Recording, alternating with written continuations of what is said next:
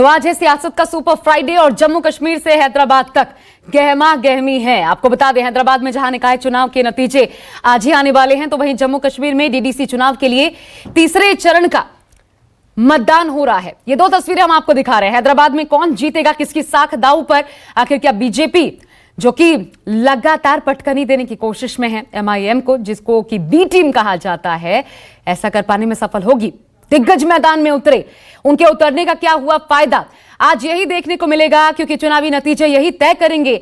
जबकि जम्मू कश्मीर में आज तीसरे फेज का मतदान हो रहा है। आपको बता दें, सुबह 7 बजे से लेकर के और 2 बजे तक लगातार ये मतदान चलेगा। बड़ी बात ये, बैलेट पेपर से चुनाव हो रहा है, ईवीएम का इस्तेमाल नहीं हो रहा। और सबसे खास बात, प्रचंड ठंड में भी उत्साह देखने लायक है, लोकतंत्र में विश्वास वाली ये तस्वीरें हम आपको दिखा रहे हैं। 370 हटने के बाद ये पहली बार है जब जिला स्तर पर चुनाव हो रहे हैं। ये लोकतंत्र में विश्वास की बहाली का एक और चरण इसे आप कह सकते हैं। और बड़ी तादाद में लोग प्रचंड ठंड में भी, कड़ाके की ठंड में भी घरों से बाहर निकल रहे हैं। लेकिन ग्रेटर हैदराबाद बहुत महत्वपूर्ण हो जाता है, क्योंकि नगर निगम के चुनाव के नतीजों का ही आज ऐलान होना है। सुबह 8 बजे से वोटों की गिनती शुरू हो चुकी है। आपको बता दें, जीएचएमसी की 150 वार्ड्स पर वोटिंग हुई थी और इस पर 1122 उम्मीदवार चुनावी मैदान में अपनी किस्मत आजमा रहे हैं। ये बीजेपी और एआईएमआईएम के बीच प्रतिष्ठा की लड़ाई है, क्योंकि इस चुनाव के लिए बीजेपी के दिग्गज नेताओं ने चुनावी रैलियों में अपनी पूरी ताकत झोंक दी थी। इसलिए इन नतीजों पर सबकी निगाह है। 30 स्थानों पर मतगणना केंद्र बनाए गए हैं। 8152 कर्मियों को मतगणना के काम में तैनात किया गया है। साथ ही पिछले चुनाव में टीआरएस, ये महत्वपूर्ण हो जाता है आंकड़ा देखना, क्योंकि यहीं से अब फाइट कितनी आगे बढ़ती है देखना होगा। पिछले चुनाव की बात कर लें, साल 2016 की टीआरएस के खाते में इन 150 में से 99 सीटें गई थी। एआईएम को 44 और बीजेपी को 4 सीटें मिली थी, सिर्फ 4 सीटें। और यहीं से आगे बढ़ने की कोशिश है। अब कितनी सीटें और कितनी सीटों से यह तय होगा कि बीजेपी ने जो अपनी पूरी ताकत झोंकी उसका फायदा मिला है, क्योंकि दिग्गज मैदान में उतरे। अमित शाह से लेकर स्मृति ईरानी, प्रकाश जावड़ेकर, बीजेपी युवा मोर्चा के राष्ट्रीय अध्यक्ष तेजस्वी सूर्या वहीं पर लगातार एक हफ्ते तक बने रहे। और मेरे साथ इस पर बातचीत करने के लिए, क्योंकि नतीजे आज आने वाले हैं, महत्वपूर्ण हो जाता है किसको क्या मिलने वाला है, कौन क्या खोने वाला है। मेरे साथ खास मेहमानों का पैनल इस वक्त जुड़ चुका है और सबसे पहले उनसे परिचय करवा दूं। गुरु प्रकाश जी बीजेपी से हमारे साथ इस वक्त मौजूद हैं। अनिल कुमार यादव जी कांग्रेस से, अख्तरुल इमाम एआईएमआईएम से। आप तीनों का बहुत बहुत स्वागत है। और मेरे एक सहयोगी हैदराबाद से राजकिरण इस वक्त मौजूद है। राजकिरण, ये बताइए, क्योंकि हम स्टूडियो में बैठकर जो महसूस कर पा रहे तीव्रता नतीजों के आने की, और क्या बदलाव देखने को मिलेगा। हालांकि वोटिंग परसेंटेज काफी कम रहा है, लेकिन ग्रेटर हैदराबाद के लोगों में भी निकाय चुनाव को लेकर, नतीजों को लेकर उतनी ही दिलचस्पी है।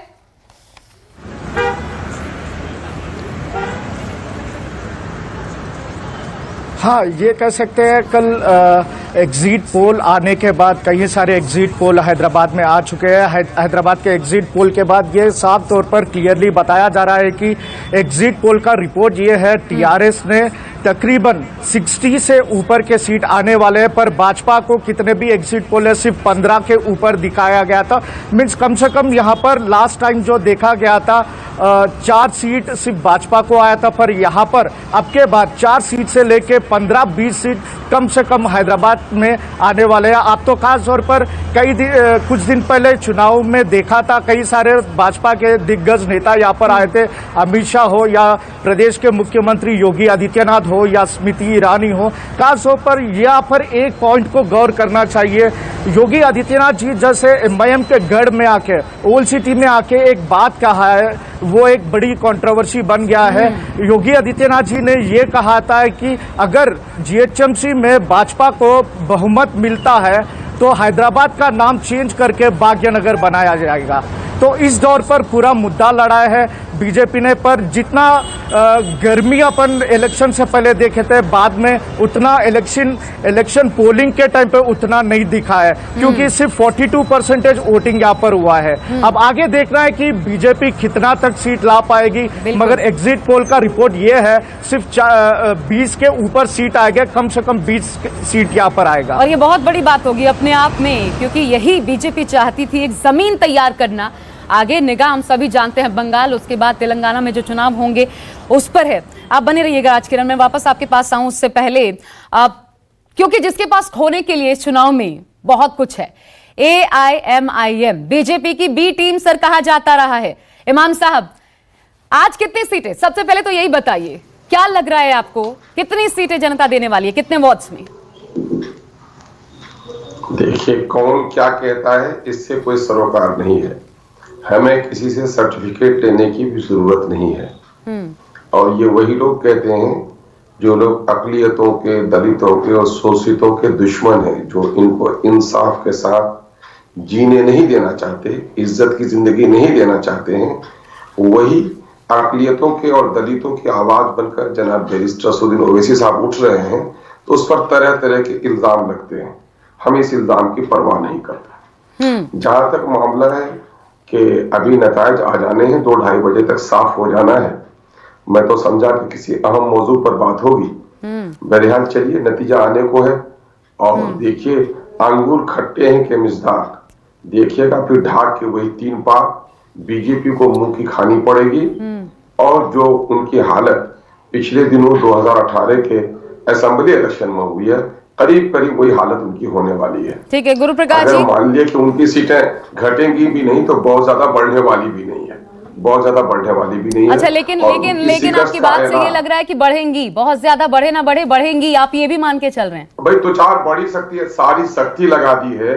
ये शायद देश की तारीख का पहला वाकया है कि कॉरपोरेशन के इलेक्शन में सेंट्रल गवर्नमेंट की पूरी टीम, जो उनके ऑफिस लोग हैं, वो आ जाते हैं, जिनकी सरकार वो आ जाते हैं, फुसलाते हैं, बहलाते हैं, बहकाते हैं, धन बल छल सारी चीजों का प्रयोग करते हैं, लोगों को उकसाने की कोशिश करते हैं, उन्माद फैलाने का प्रयास, नापाक प्रयास करते हैं। तो जाहिर है इससे कुछ न कुछ तो उनको फायदा हासिल होगा। यही उनकी खेती ही रही है। नफरत की सौदागरी की बुनियाद पर ही बीजेपी आगे बढ़ी है। वहां सैलाब में क्या हुआ, हैदराबाद के लोगों का हाल, उसकी खैरियत पूछने के लिए बीजेपी नहीं आई। बीजेपी आई तो इसका नाम बदल दो, तो उसका नाम बदल दो, तो यहाँ सर्जिकल स्ट्राइक करेंगे, गुरु प्रकाश जी जवाब दीजिए। नफरत की खेती आप कर रहे हैं यानी, और जो थोड़ी बहुत सीटें भी, जब सारी ऊर्जा झोंक दी आपने, तो ये इज्जत आपकी दांव पे एक तरीके से। ये देखिए कितना बड़ा दुर्भाग्य है आशा जी। हमें तो ये समझना चाहिए कि 73वां और 74वां जो संशोधन है संविधान का, उसमें स्पष्ट रूप से कहा गया है कि 3 टियर ऑफ गवर्नेंस है। तो मेरे जो मित्र AIMIM से आए हैं वो कह रहे हैं कि इस चुनाव में शक्ति की झोंक थी। भाई हम सारे चुनाव इतनी ही शिद्दत से लड़ते हैं भाई साहब, और हमारे लिए राजनीति सेवा का माध्यम है। हैदराबाद में खासकर की GHMC में जिस प्रकार परिवारवाद और कुशासन का जाल आप लोगों ने फैला के रखा है, जो संक्रमण वहां फैला हुआ है, मैं लाइन से बता सकता हूं आपको, चाहे हुसैन सागर का मामला हो, कालेश्वरम प्रोजेक्ट का मामला हो, और अभी तो बाढ़ आया था तो पूरे देश ने देखा था। तो कितना दुर्भाग्य है। और अपने AIMIM के प्रवक्ता कह रहे थे दलितों की बात। भाई साहब कितने दलितों को टिकट दिया है आपने? मैं बिहार से लाइव हुआ हूँ, बिहार में कितने दलितों को टिकट दिया था आपने? खोखली नारेबाजी से राजनीति नहीं होती है। सच्ची श्रद्धा होनी चाहिए, सेवा करने की इच्छा होनी चाहिए। और अभी बहरहाल कुछ देर वेट कर लीजिए, आपको दूध का दूध पानी का पानी हो जाएगा। हम लोगों के लिए हैदराबाद को मॉडर्न बनाना, मॉडर्न सुविधाओं से लैस करना, इंफ्रास्ट्रक्चर से लैस करना, इन्वेस्टमेंट लेकर के आना, हम लोगों के लिए प्राथमिकता है। और हम लोग ये चिंता करते हैं कि सभी वर्गों का उचित प्रतिनिधित्व हो। अगर आप हमारे स्पीचेस का या हमारे नेताओं की स्पीचेस का एक स्टैटिस्टिकल एनालिसिस करिएगा तो आपको पता चल जाएगा। हम लोगों ने मुद्दों पे आधारित बातचीत की है। हमारी चर्चा हमेशा एक कंस्ट्रक्टिव और एक सकारात्मक। गुरु प्रकाश जी कैसे करेंगे, लेकिन आप सत्ता में आने जा रहे हैं ये मान के चल रहे हैं क्या? 4 से सीधा सीधा ख्वाब बड़े? नहीं आशा जी देखिए, एग्जिट पोल का तो स्वभाव होता है, और बिहार में भी हम लोग की सरकार नहीं बन रही थी, लेकिन जनादेश हमें मिला, हमें जनता का आशीर्वाद मिला है। तो अभी कुछ देर वेट करते हैं आशा जी, दूध का दूध पानी का पानी हो जाएगा। अच्छा, हम लोगों ने बता दीजिए क्या अपेक्षा कर रहे हैं? हैदराबाद की जनता का आशीर्वाद मिलेगा कि नहीं वो तो समय बताएगा। कितनी सीटें अपेक्षा क्या कर रहे हैं? अरे अब नंबर थोड़ी बता देंगे, हम लोग अंतर्यामी थोड़ी हैं, लेकिन मुझे पूरा विश्वास है, हम लोगों को पूरी निष्ठा है, हम लोगों को पूरा भरोसा है अपने संगठन पे, अपनी मेहनत पे। एक सम्मानजनक स्थिति के साथ हम लोग अपनी उपस्थिति को दर्ज कराएंगे। ठीक है, मेरे साथ अनिल कुमार यादव जी हैं। अनिल जी, कांग्रेस कहां है? ये फाइट जो हम देख रहे हैं, AIMIM, TRS, बीजेपी, सबकी बात हो रही है। कांग्रेस ऐसा लगता है नेपथ्य में चली गई है। न कोई स्ट्रैटेजी दिखी कांग्रेस की, न लड़ाई आप लोगों की नजर आई। एक राष्ट्रीय पार्टी की ऐसी दयनीय स्थिति ग्रेटर हैदराबाद निकाय चुनाव में क्यों हो गई? और बड़ा दुश्मन कौन, AIMIM या बीजेपी? आपको ऐसा क्यों लगता है कि कांग्रेस पार्टी का प्रेजेंस नहीं है? कांग्रेस पार्टी हर जगह पे चुनाव मजबूती से लड़ा है, और जिस तरह से ग्रेटर हैदराबाद का चुनाव का मामला आता है तो उसमें साफ जाहिर होता है ये सारे दोस्त आपस में बैठ के प्लान करके, सब प्लान ए प्लान बी सब साथ में बैठ के उन्होंने डिजाइन करके इलेक्शन किया है। अगर हम टीआरएस की अगर बात करेंगे, टीआरएस और बीजेपी वहां पे साथ में चुनाव लड़ा है, और बीजेपी का सो सारा देश जानता है किसके साथ दोस्ती है और किसने किसका मदद किया है। और वहां पे जिस तरह से इलेक्शन हुआ है, ना ही पूरे हिंदुस्तान में पहली मर्तबा सारा इलेक्शन कमीशन जो है स्टेट गवर्नमेंट का एक पॉलिसी इंप्लीमेंट किया है वहां पे इलेक्शन कमीशन ने, जहां वहां पे हर वार्ड के ऊपर ना कोई डिलिमिटेशन हुआ है। कई वार्डों के अंदर अगर 30,000 वोट है, कई वार्ड के अंदर 90,000 वोट्स है। इस तरह का इलेक्शन हुआ है। पूरा इलेक्शन प्रक्रिया अगर देखेंगे, कोई भी चाहे टीआरएस हो चाहे बीजेपी हो, कोई भी पार्टी ने डेवलपमेंट के बारे में बात नहीं किया है। सिर्फ और सिर्फ आपस के अंदर पूरा माहौल बिगाड़ने के लिए किया है। अभी हमारे गुरु भाई बता रहे थे कि अभी वो डेवलपमेंट की बात कर रहे, पर वहां पे इलेक्शन के माहौल में उन्होंने आके भाग्य लक्ष्मी मंदिर गया है। अमित शाह जी आते हैं, भाग्य लक्ष्मी मंदिर जाते हैं। योगी जी आते हैं कि भाग्य नाम ही चेंज कर देते। इस तरह का माहौल कहीं ना कहीं पूरा पोलराइज करके इन्होंने माहौल बिगाड़ दिया हैदराबाद का। मंदिर कोई नहीं जा सकता है क्या अनिल भाई? अरे भाई हिंदू है, आस्था है, विश्वास है, क्यों नहीं मंदिर जा सकता है? अनिल भाई मुझे बताइए आप, हम लोगों ने विरोध किया था क्या कांग्रेस के प्रधानमंत्री चादर चढ़ा देते? तो यहाँ मुद्दे राजनीति में जो देखिए सकारात्मक विषय ये सवाल का जवाब दीजिएगा अनिल जी, लेकिन उससे पहले देखिए क्यों महत्वपूर्ण है ये जानना भी जरूरी हो जाता है, तो अपने दर्शकों को बता देते हैं। देखिए, ग्रेटर हैदराबाद नगर निगम देश के सबसे बड़े नगर निगमों में से एक है। अगर नगर निगम क्षेत्र हैं तो इसमें 4 जिले हैं। अब ये जान लीजिए, हैदराबाद, रंगारेड्डी, मेडचल और मलकगिरी 24 विधानसभा क्षेत्र यहां से आते हैं, और कुल मिलाकर के 5 लोकसभा की सीटें इस नगर निगम क्षेत्र से आती हैं। और ऐसे में लड़ाई जो है ये आगे की लड़ाई है, ये सिर्फ निकाय चुनाव नहीं है जिसको गली चुनाव बताया गया। गली चुनाव कहकर लड़ाई हुई, ये सबसे इंपॉर्टेंट हो जाता है। और इसलिए अख्तरुल जी, ये आपसे जानना जरूरी हो जाता है, ये गली चुनाव कैसे कह गए आप? गली चुनाव के लिए आपके चीफ कह गए कि एक राष्ट्रीय पार्टी के अध्यक्ष उतर गए, आखिर कैसे अब आंका आपने? और क्या यही कारण है कि बीजेपी को मजबूती मिली है?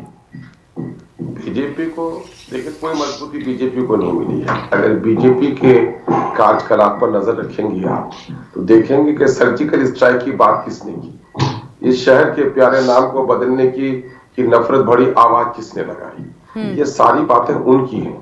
मामला ये है कि आप देखेंगे कि पार्लियामेंट का जो काम है, पॉलिसी मेकिंग का है नेशनल लेवल पर, आप असेंबली को देखेंगे तो राज्य स्तर की पॉलिसी डेवलपमेंट ये सारा काम उनके जिम्मे है। और जहां तक आप म्युनिसिपल कॉर्पोरेशन का, म्युनिसिपैलिटीज का, नोटिफाइड एरिया का देखेंगे तो इनका मामला अपने शहर और अपने नगर के इंतजामात का आप देख लें, उनका क्या है, उनका मेन ऑब्जेक्ट क्या है, उनकी कारकर्दगी क्या है। वो अपने क्षेत्र के लिए छोटी सी पॉलिसी बना सकते हैं, नदियों की सफाई कौन करेगा, गलियों को रोशनी कौन, ये भी बड़ा बुनियादी जरूरत है, इंसानी जिंदगी की बुनियादी जरूरत है।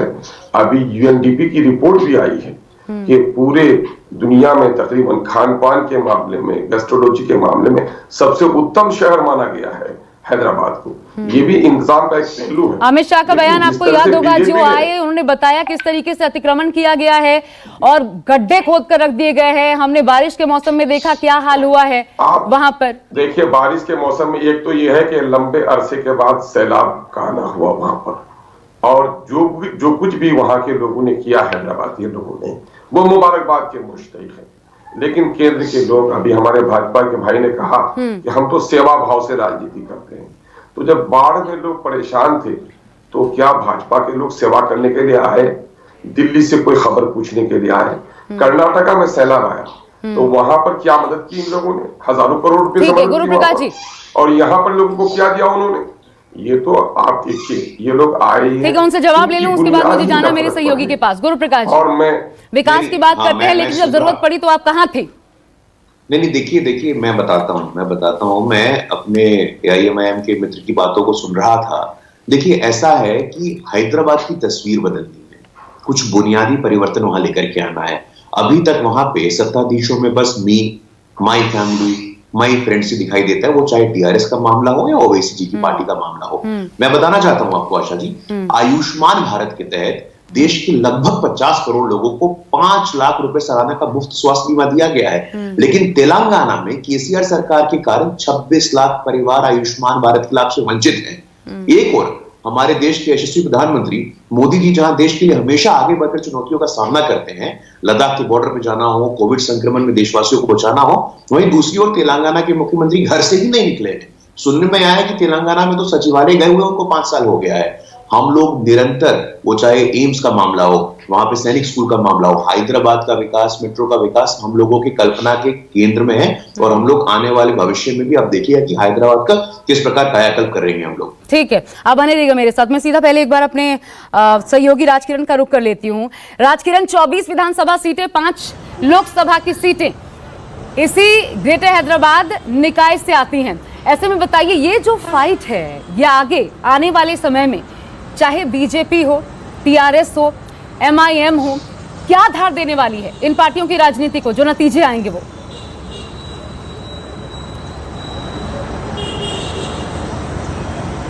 हाँ, यहाँ पर जब हमने ग्राउंड लेवल पे देखा गया था, यहाँ पर काफ़ी नाराज़गी है AIMIM पे और TRS पे।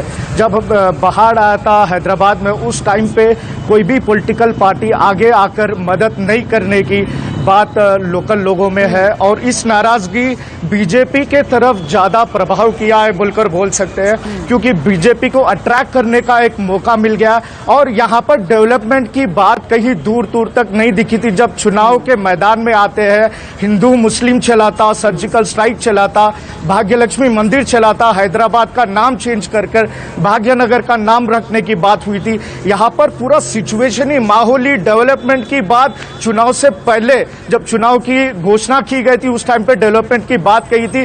पर जब ग्राउंड लेवल पे आए थे, इलेक्शन लड़ रहे थे, कैंपेनिंग चल रहा था, उस टाइम पे हिंदू मुस्लिम का मुद्दा ज्यादा दिखा है। और ये नाराजगी MIM में खास तौर पर MIM के ऊपर ज्यादा दिखी है होल सिटी में, जब हमने ग्राउंड लेवल पे गए जाकर देखा था। ठीक है, अख्तरुल इमाम साहब, ये नाराजगी MIM के खिलाफ है, ये वहां की सिचुएशन है। जैसा कि मेरे सहयोगी राजकिरण बता रहे थे, ये नाराजगी MIM के खिलाफ है, लेकिन किसके पक्ष में जाएगी, सबसे बड़ी बात यही है। हालांकि आरोप प्रत्यारोप का दौर जारी है, लेकिन 2 बजे तक जैसा कि नतीजे जब आएंगे, स्थिति स्पष्ट हो जाएगी। देखिए, 99 सीटें जीतकर TRS का मेयर पिछली बार बना था। सबसे ज्यादा 99 सीटें TRS को मिली थी। इसके बाद दूसरे नंबर पर AIMIM थी, 44 सीटें मिली थी। BJP की बात कर ले, महज 4 सीटें। और जबकि कांग्रेस की बात कर ले, 2 वार्ड्स में ही कांग्रेस के प्रत्याशी चुने गए थे। नगर निगम का बजट कितना है 2020-21 का? देखिए, 7,000 करोड़ का यह बजट है। सबसे अमीर, मुंबई नगर निगम के बाद सबसे अमीर नगर पालिका में गिना जाता है ग्रेटर हैदराबाद। और बजट भारी भरकम है, और इसलिए सत्ता की चाबी एक तरीके से इन नगर निगम चुनाव को माना जाता है।